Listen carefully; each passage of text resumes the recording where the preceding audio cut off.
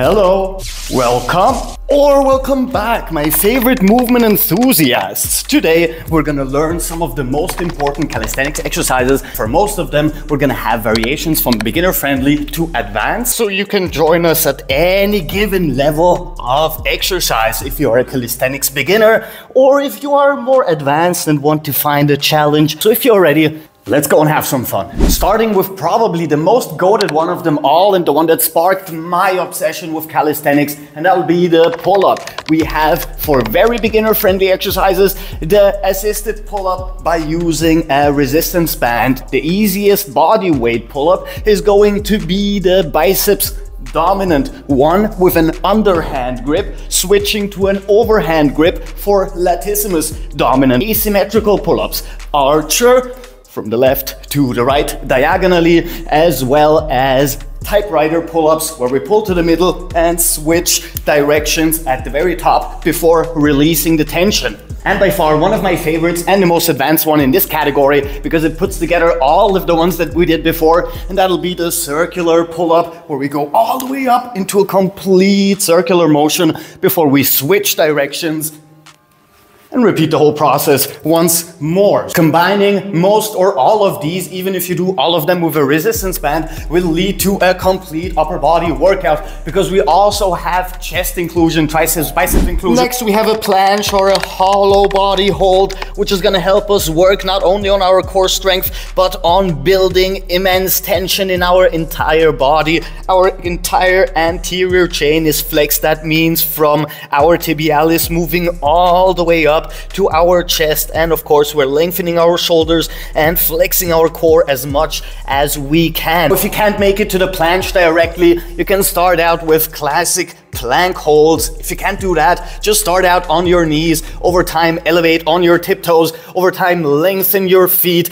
Push up and start rounding your back, going into spinal extension. And from here, you can move your shoulders forward more and more and more. Not only are we working on full body tension, but also on combining all the musculature in a single movement and flexing it on command. Now with the headstand, we can start adding some upper body balance as well as full body tension and control in a way that is much easier to access than you would be able to get into the handstand. Not only is getting into the starting position for a headstand very easy, form basically a triangle, raise up, move a little bit closer with your feet, and then you can start by just placing your knees on your arms, and over time you can start extending one leg, you can start extending both legs, you can start playing around with it a little bit, opening up and switching your center of gravity for more control and different muscle inclusion. And once you get better with balancing there, you can move on to the handstand easily. Now, before we get into the more upper body dominant exercises again, we have the pistol squat, one of the exercises that requires the most control as well as mobility and core strength when it comes to leg exercises in the body weight category. Not only because we need to be flexible enough to get into the seated position, one leg extended and elevated, but also because we need to have enough posterior chain flexibility to pull in and push us up without falling backwards.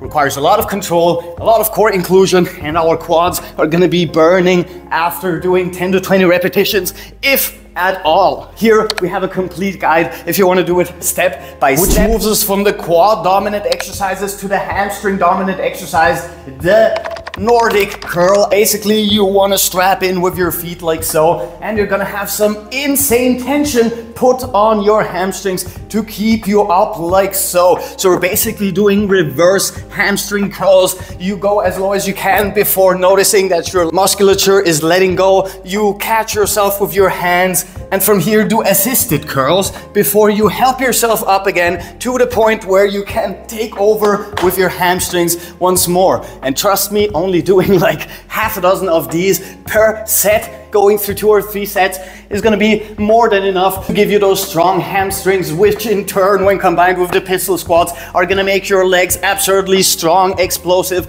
as well as give you more control over your leg musculature in general. Now, our main dish when it comes to core exercises will be the windshield wiper, another hanging exercise that is going to help us build more grip strength, but in general, usually more of a core strength dominant exercise. Now, if you want to go through this in a progression, you can start by doing just knee raises, priming your hip flexors and your quads. Over time, you can do leg raises and of course, symmetrical leg raises. Once you're here, you can move on to turning your feet all the way up to the bar and reversing. And then of course, you can do the same thing with extended legs. And once you are strong enough to get up here, extend your legs and hold for a handful of seconds. Now you can start adding a lot of oblique work and wiping from left to right. And what kind of person would I be if I didn't address the elephant in the room, which is the push-up. We have chest dominant push-ups, hand outwards and elbows